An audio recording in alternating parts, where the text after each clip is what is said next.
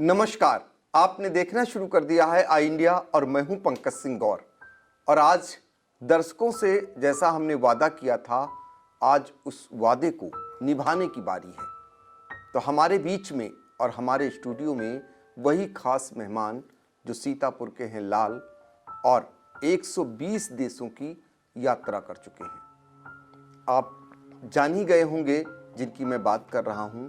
और दरअसल आपसे इसलिए मिलाने लाया हूं कि बहुत सारे लोग जो पानी के जहाज की यात्रा नहीं कर सके हैं और पानी के जहाज को लेकर क्या कुछ जानना चाहते हैं, इसको आज हम बताने जा रहे हैं। बहुत सारी ऐसी बातें जो लोगों के मन में पानी की जहाज को लेकर चलती हैं, आज उन सारी स्थितियों को आपसे समझने की कोशिश करेंगे। और ये बने हुए हमारे साथ जैसा कि मैंने बताया सीतापुर के लाल प्रियव्रत त्रिवेदी जी, जो कि जहाज़ के खुद कैप्टन हैं और वो अपनी यात्राओं के बारे में भी आज अनुभव साझा करेंगे। तो एक बार पुनः आपका स्वागत है। धन्यवाद पंकज जी, पुनः आपका बहुत बहुत धन्यवाद। आप दर्शकों तक मर्चेंट नेवी के जो मिथ्स हैं, मर्चेंट नेवी में कार्य कैसा होता है, आप उसको पहुंचाने वाले हैं जो शायद हम लोग जहाज पे बैठ के कभी नहीं कर पाए। बहुत बहुत धन्यवाद आपका। बिल्कुल। तो शुरुआत करते हैं। सबसे पहले पानी के जहाज को लेकर हर कोई जानना चाहता है कि उसकी लंबाई चौड़ाई क्या होती है और उसके बाद आगे बढ़ेंगे। जैसा कि पंकज जी ने पूछा, पानी के जहाज की लंबाई चौड़ाई क्या होती है। जनरली 6 मीटर से लेकर के 600 मीटर तक पानी के जहाज लंबे होते हैं। अलग अलग तरीके के होते हैं, कुछ टैंकर्स होते हैं, कुछ पैसेंजर शिप्स होते हैं, कहीं पर कंटेनर्स रख के कार्गो ले जाया जाता है। तो 6 से 600 मीटर तक हम बोल सकते हैं। बिल्कुल। तो देखिए 6 से 600 मीटर तक पानी के जहाज की लंबाई होती है, जो यात्री वाले जहाज होते हैं और कुछ में जो माल ढोया जाता है वो जहाज होते हैं। तो आप माल ढोने का काम करते थे, कितने देशों में आप अब तक जा चुके हैं? जी हाँ, मैं ऑयल टैंकर्स में काम करता हूँ और लगभग 195 देश हैं हमारी दुनिया में, 195 से 198 तक लेकर के, जिसमें से 180 देशों में हमारी कोस्ट लाइन है। तो उसमें से लगभग 120 देशों में मैं जा चुका हूँ। और मैं कुछ पंक्तियाँ बोलना चाहूँगा आपके सामने, उससे शायद ज़्यादा अच्छे से एक्सप्लेन कर पाऊँ। कल ना हो आज सा ऐसा एक आज बना लो, सूखे समंदर में चलने वाला एक जहाज बना लो। कांटे तो कांटे हैं उनका नाम नहीं होता, कांटे तो कांटे हैं उनका नाम नहीं होता। अगर पहचान बनानी है तो फूलों सा मिजाज बना लो। तो पंकज जी, अगर वो सूखे समंदर वाला जहाज में बना लेता तो शायद जितने बचे हुए कंट्रीज हैं, लैंड लॉक्ड कंट्रीज हैं, वो वहां पर भी पहुंच जाता फॉर श्योर। तो देखिए ये जज्बा है 120 देशों की यात्रा करने वाले उस कैप्टन के, जो सीतापुर के लाल हैं। और वो जो है वाकई में 120 देशों की जो यात्रा कर चुके हैं, वो भी अपने आप में ऐतिहासिक ही कही जाएगी। फिलहाल सबसे आगे बढ़ें उससे पहले कैप्टन की दुनिया की बात कर लेते हैं। कैप्टन बनने के लिए आपने कैसे पढ़ाई की और अन्य लोगों को बताइए कि अगर वो इस दिशा में आना चाहते हैं तो कैसे बने वो। जी हाँ, तो हमारे टाइम पे मैंने 2006 में एंट्री ली थी। तो उस टाइम पे there was a competition called IIT JEE. तो आईआईटी जेईई में रैंक अच्छी नहीं थी, एक्सटेंडेड लिस्ट में मेरा नाम था, तो आईआईटीज तो नहीं मिले। बट उस टाइम पे IT BHU, ISM Dhanbad and TS Chanakya, 3 ऐसे कॉलेज थे जो जेईई क्वालिफाइड लोगों को मिलता था। तो जेईई क्वालिफाइड था तो उसमें मैं चला गया था। पर आजकल ऐसा नहीं है। आजकल एक IMU CET करके एग्जामिनेशन होता है गवर्नमेंट कॉलेजेस में एंट्री करने के लिए। There are 6 government colleges recognized: Delhi, Mumbai, Chennai, and Vizag, and I guess Kochi as well. And in Mumbai there are 2 government colleges. तो government colleges में entry करने के लिए एक बार आपको IMU CET का एग्जाम देना पड़ेगा। पर इसके अलावा हमारे पास बहुत सारे प्राइवेट संस्थान भी हैं, बहुत सारे प्राइवेट कॉलेजेस भी हैं। वहाँ पर एंट्री करने के लिए आपको IMU CET का स्कोर वो पूछेंगे आपसे। देन उनके अपने पर्सनल एग्जामिनेशंस होते हैं, उनको क्वालिफाई करना पड़ेगा। तो हमारे पास डिग्रीज 2 तरीके के कोर्सेज हैं। एक BSc नॉटिकल साइंस, जिससे आप कप्तान बनेंगे आगे जाकर के। एक BTech इन मरीन इंजीनियरिंग, जिससे आप चीफ इंजीनियर बनेंगे जाकर के आगे जहाजों पर। बिल्कुल। तो देखिए जब कैप्टन बनता है कोई, तो प्रियव्रत जी ये भी जानना चाहेगा कि सैलरी की बात करें या फिर पैकेज की बात करें, तो वो कहाँ तक ले जाता है? सैलरी तो काफ़ी है, काफ़ी ज़्यादा मिलती है वहाँ पर, बट उसके अकॉर्डिंग काम भी रहता है। तो सैलरी, कप्तान की सैलरी की अगर हम बात करेंगे तो नियर अबाउट 8 साढ़े 8 लाख से शुरुआत होती है पर महीने की, और 20 लाख तक जाती है। डिपेंड करता है आप कौन से जहाज़ों पे हैं, किन जहाज़ों पे आप सेल कर रहे हैं। सैलरी काफ़ी है, बट काम भी, आपके ऊपर जिम्मेदारियां भी काफ़ी होती हैं। बिल्कुल, सैलरी काफ़ी है तो जिम्मेदारी भी बड़ी है, क्योंकि कैप्टन के हाथ में ही पूरा जहाज़ होता है और सुप्रीम अथॉरिटी वही मानी जाती है। अब आप चलिए उस यात्रा पर चलते हैं कि पहली बार जब आप भारत से किसी देश के लिए निकले, जी हाँ। तो कितने दिन के लिए निकले और जब आप गए तो कैसी अनुभूति हुई और वो कौन सा देश था जहां आप गए? बहुत अच्छी चीज़ आपने पूछी। थोड़ा सा मैं यहाँ पर क्लियर करना चाहूँगा कि मर्चेंट नेवी में पोस्टिंग जैसी कोई चीज़ नहीं होती। यहाँ पर आपका जहाज़ दुनिया के किसी भी कोने में हो सकता है। आपको भारत से, या फिर आप कहीं पर भी रह रहे हैं, वहाँ से एक फ़्लाइट लेनी होगी। अगर आपका ज्वाइनिंग रॉटरडैम से है तो आपको एम्स्टर्डम तक फ्लाइट से लेके जाया जाएगा, और फ्लाइट से फिर रॉटरडैम में जहाज ज्वाइन करवा दिया जाएगा। तो पंकज जी, जब पहली बार मैं यहाँ से निकला था तो यूरोप से निकला था और न्यूयॉर्क जा रहा था। टोटल वॉयज हमारी near about it was of 28 days, और वहाँ पर एक बढ़िया चीज़ ये हुई थी, रास्ते में वेल्स का थोड़ा एरिया आया था, तो उनसे थोड़ा बचा के जहाज निकालना था हमको। बट लगभग 28 दिन लग गए थे हमें अटलांटिक महासागर क्रॉस करने में। तो आपने जिस मछली का, वेल्स का जिक्र किया है, जी हाँ। उसके बारे में भी बहुत सारे लोगों को तरह तरह की भ्रांतियां हैं, तरह तरह के लोग जानना चाहते हैं। उसको लेकर ये भी कहा जाता है कि ये टकरा जाती है जहाज से, जहाज को पलट सकती है। इसमें कितनी सच्चाई है? जी हाँ, लोगों से मैंने ऐसी काफ़ी बातें सुनी हैं कि व्हेल मछलियाँ जहाज़ से टकरा जाती हैं, जहाज़ पलट देती हैं।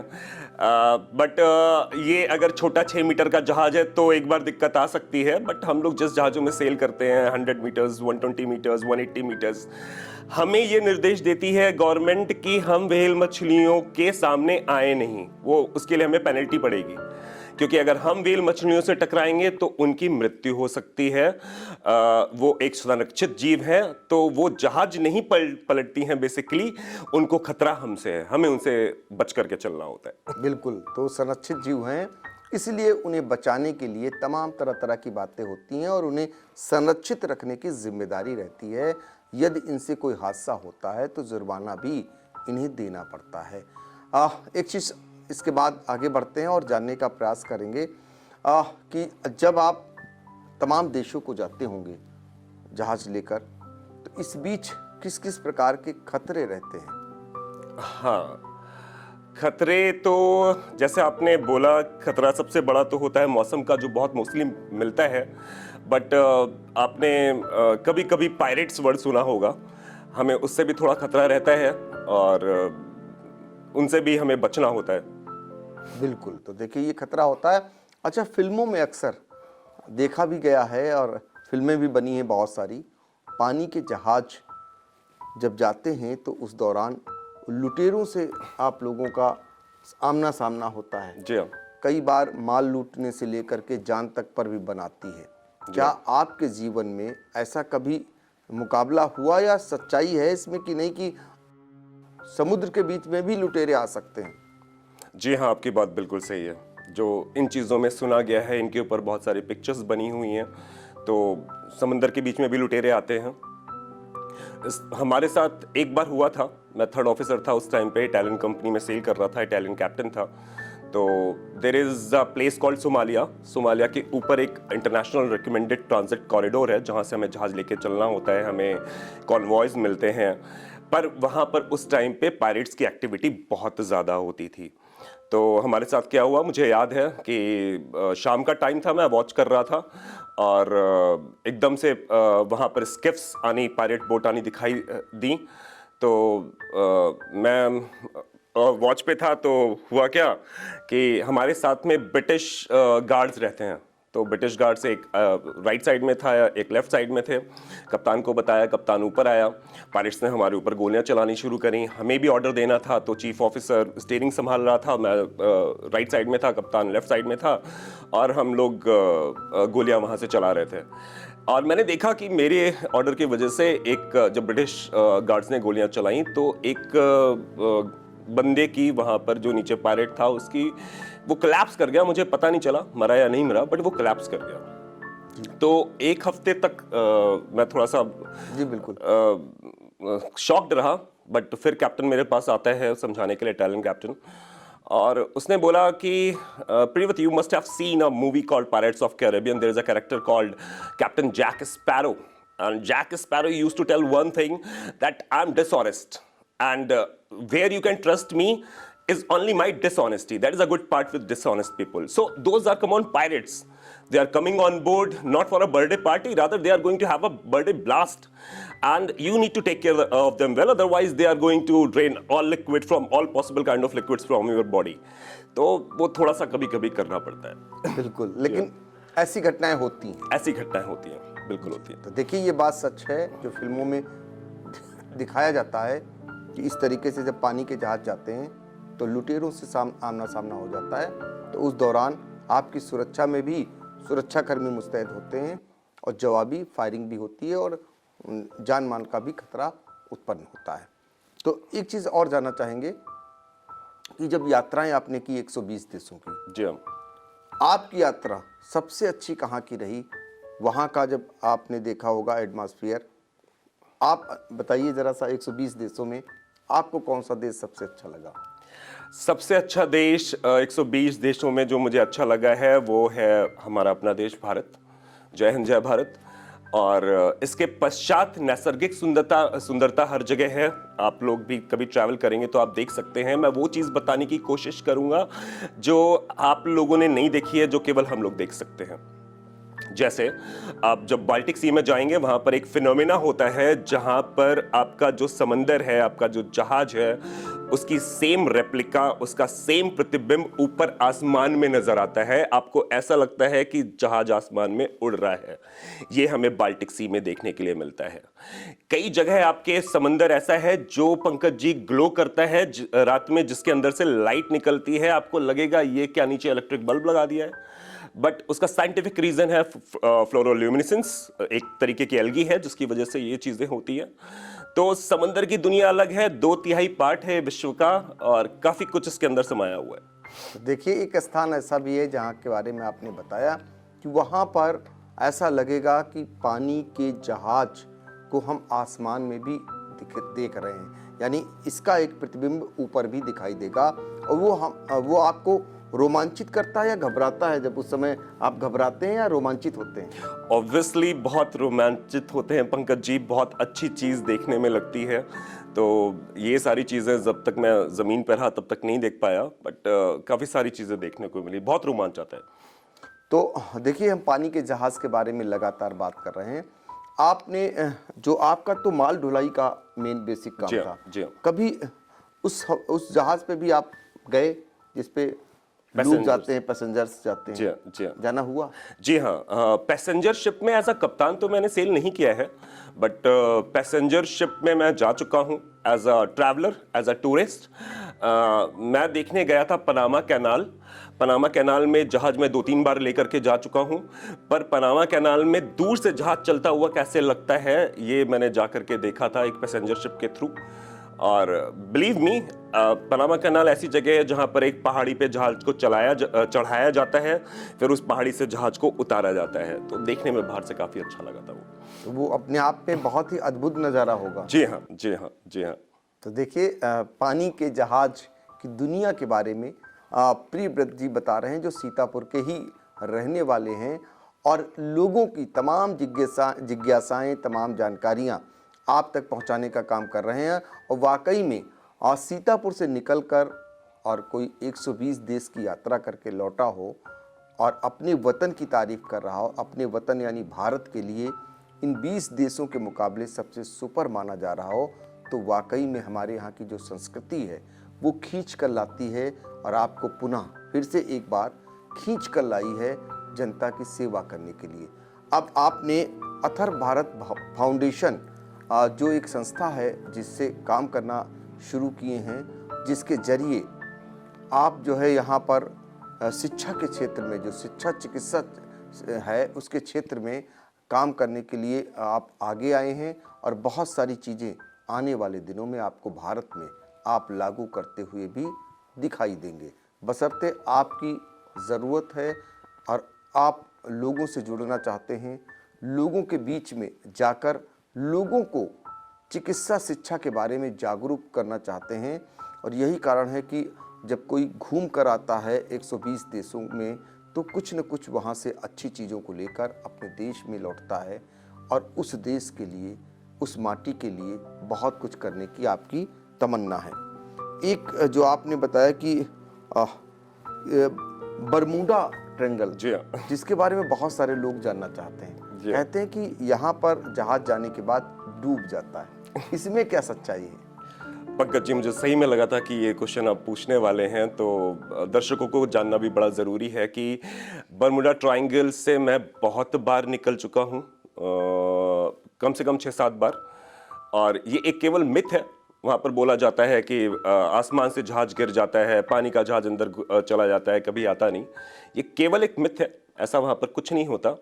और जहाज एक इतनी अच्छी चीज़ होती है, जब आप उसके साथ घूमते हैं पूरी दुनिया में तो काफ़ी कुछ सीखने को मिलता है। और मज़े की बात पंकज जी बताता हूँ, जहाज को हमेशा एक स्त्रीलिंग की तरह बोला जाता है। जहाज को इट नहीं बोलते, जहाज को हमेशा शी बोलते हैं, हमेशा हर बोलते हैं। उसको माँ की तरह ट्रीट किया जाता है।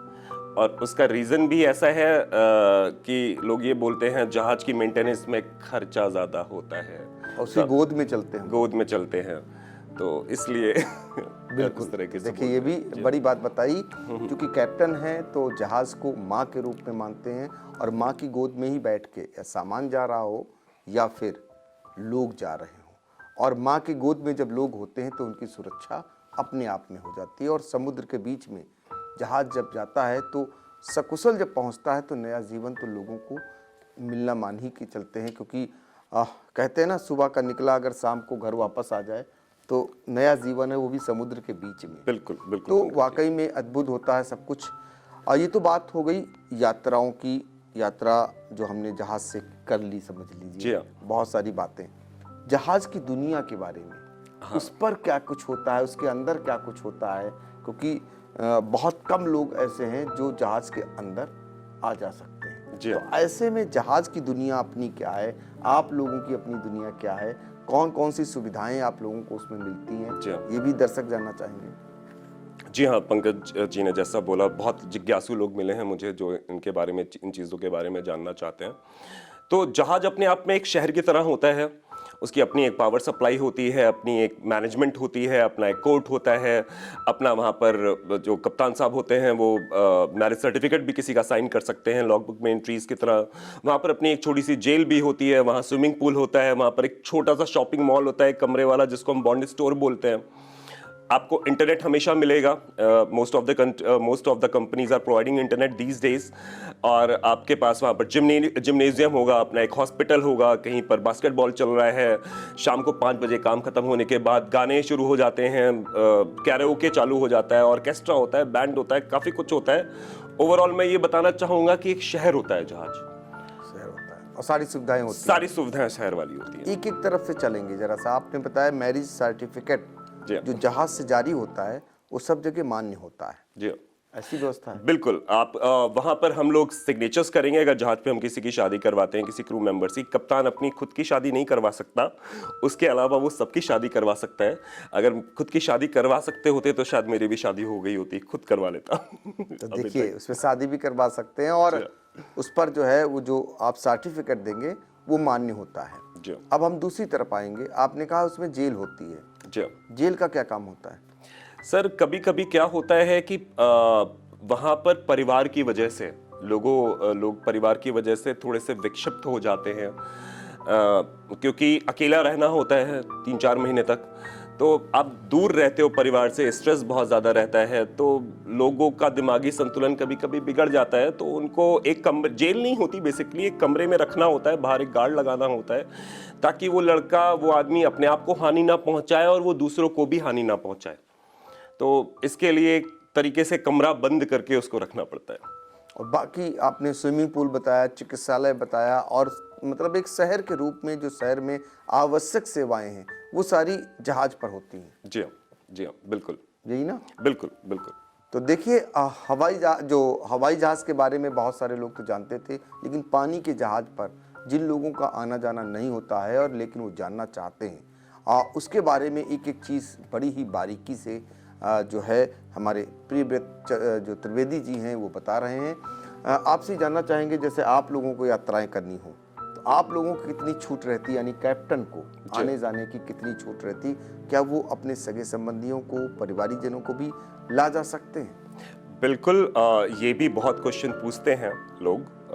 तो कप्तान ही केवल नहीं, जो हमारे जूनियर ऑफिसर्स हैं, इंजीनियर्स हैं, except crew, everybody can bring their family on board. अपनी वाइफ को आप लेकर के जा सकते हैं, अपनी बच्चों को लेकर के जा सकते हैं। वहाँ पर जितने टाइम तक रहना है वो लोग उतने टाइम तक रह सकते हैं, जितने टाइम आप रहेंगे वो वहाँ पर आपके साथ में रह सकते हैं और देश विदेश की यात्राएं कर सकते हैं आपके साथ। तो आप अपने परिवार को लेकर के जा सकते हैं वहाँ पर। कैप्टन अपने परिवार को जो पानी का जहाज है उस पर वो ले जा सकता है। और आपका परिवार तो नहीं हुआ अभी तक शादी नहीं हुई। अब इरादा है? बिल्कुल बिल्कुल, बहुत जल्दी, बहुत लेकिन जल्दी। जब आप इतने देश में घूमे जी हाँ, तो आप उस देश में कभी नहीं रमे, भारत में ही शादी करेंगे? बिल्कुल, क्योंकि माँ ने कुछ ऐसे, परिवार ने कुछ ऐसे संस्कार दिए हैं। ये भारतीय संस्कृति की बहुत अच्छी चीज़ है कि आपको हमेशा एक भारतीय नारी ही पसंद आने वाली है। बाहर आपको चीज़ें, लोग इतने ज़्यादा विवाह को लेकर के पसंद नहीं आएंगे शायद। तो देखिए, ये बहुत बड़ी बात है। ये जो भारत के अपने संस्कार हैं उसको आज भी आत्मसात किए हुए हैं कैप्टन साहब। और शादी भी होगी तो भारत से ही होगी, ये प्रण है आपका, और करेंगे भी यहीं। घूमने फिरने की बहुत सारी जगह होती हैं, लेकिन जीवन निर्वाह अपने देश में होता है और वो देश के लिए काम भी कर रहे हैं। कुछ ऐसे पहलू जो रह गए हों मुझसे, जी हाँ, पानी के जहाज को लेकर दर्शकों को अगर बताना चाहें, कुछ बातें हमसे छूट सकती हैं। आप उस दुनिया में रहे, लंबे समय तक रहे, आप लंबे समय तक, लंबे कई देशों तक गए, तो वो जरा दर्शकों को अगर बताना चाहें। देखिए, आपने तो लगभग सारी चीज़ें जो बताने वाली थी कवर कर ली हैं, परंतु फिर भी एक दो चीज़ें हैं, मैं आपको बताने की कोशिश करूंगा कि जो भ्रांतियां हैं पानी के जहाज को लेकर के, मर्चेंट नेवी को लेकर के, कि जॉब ऐसी होती है, दूर रहना पड़ता है और आपको परिवार के साथ आप रह नहीं पाओगे, तो ये सब पहले की बातें हुआ करती थी। आजकल आपके पास इंटरनेट है, आप हमेशा कनेक्टेड रहते हो और जहाज पे काम करके भी आप देश की सेवा कर सकते हो। आपको इतने पैसे मिल जाते हैं कि वापस आकर के आप अपने फैमिली को अच्छे से संभाल लो और जो थोड़ा सा पैसा बचा हुआ है उससे आप देश सेवा के कार्यों में लगा सकते हैं, वो भी आप चीज़ें कर सकते हैं। बहुत बड़ी जानकारी आप दे रहे हैं, क्योंकि वाकई में मर्चेंट नेवी को लेकर बहुत सारे सवाल उठते हैं कि लंबे समय तक ड्यूटी देनी होती है, कई सालों तक परिवार में आना नहीं होता है। लेकिन आपने कहा कि अब इलेक्ट्रिक जो है इंटरनेट की सेवाएं हैं आज की डेट में, तो ऐसे में लोग अपने परिवार से जुड़ सकते हैं, कि अपने सगे संबंधी से जुड़ सकते हैं। आखिर का मेरा सवाल ये है, समुद्र की दुनिया में इंटरनेट तो काम करता होगा? जी हाँ। और उस दौरान क्या 24 घंटे समुद्र में आप लोग रहते हैं, या कहीं आप रात होती आप लोग कोई किनारा पकड़ते हैं? तो आप को किनारे नहीं मिलेंगे 28 दिनों का अगर आपका वॉयज रहेगा पंकज जी। तो करना क्या होता है, हमें, हमारे पास जो फ़ोन लाइन रहती है, जो इंटरनेट लाइन रहती है, वो सारी की सारी हम लोग सीधे सैटेलाइट से कनेक्ट करवाते हैं। तो 24 घंटे का इंटरनेट मिल जाता है। गवर्नमेंट ने सिस्टम प्रोवाइड करे हुए हैं ताकि आप सीधे सीधे शिप को सैटेलाइट से कनेक्ट कर सकिए। हमें किसी ज़मीन के टावर की ज़रूरत नहीं होती। लेकिन रात में जब समुद्र में रहते हैं, जी हाँ, तो उस दौरान कोई खतरा महसूस आप करते हैं? कोई खतरा नहीं पंकज जी, वहाँ का दिन और रात सारा सेम ही है। हमारे लिए दिन अलग नहीं है, हमारे लिए रात अलग नहीं है, क्योंकि आज हमारे यहाँ शाम हो रही है भारत में और कहीं पर वो सूरज निकल रहा होगा। तो हमारे लिए कोई दिन रात नहीं है, बस जहाज चलता रहता है 24 घंटे काम हुआ करता है। तो ये है पानी के जहाज की अपनी दुनिया, और उस दुनिया के एक एक चीज़ को आप बता रहे थे और जानना भी लोग चाह रहे थे, और दर्शकों के लिए फिर एक बार आप उपलब्ध हैं। और हम आगे उम्मीद करेंगे कि आगे भी अगर दर्शक कोई जिज्ञासा रखते हैं तो प्रियव्रत त्रिवेदी आपके अपने हैं। आप कमेंट बॉक्स में जा कर के अगर कोई जानकारी आप इससे इतर भी चाहते हैं तो आप देने को तैयार मिलेंगे। बिल्कुल पंकज जी, और चलते चलते मैं आपको फिर से बताना चाहूँगा, अथर भारत फाउंडेशन हमारा ग्रुप है, प्लीज़ आइए ज्वाइन करिए। और इसमें मैं एक श्लोक बोलना चाहूँगा। यजुर्वेद का एक उपनिषद है बृहदारण्य, वहाँ पर एक बहुत अच्छा सा श्लोक लिखा हुआ है, सर्वे भवन्तु सुखिनः सर्वे सन्तु निरामया सर्वे भद्राणि पश्यन्तु मा कश्चित् दुःख भाग् भवेत्। तो इन शब्दों के साथ सबसे निवेदन रहेगा, सब लोग खुश रहिए, सब लोग शांत रहिए, और सब लोगों दूसरे लोग की सेवा करने के लिए तत्पर रहिए। थैंक यू, धन्यवाद पंकज। नमस्कार।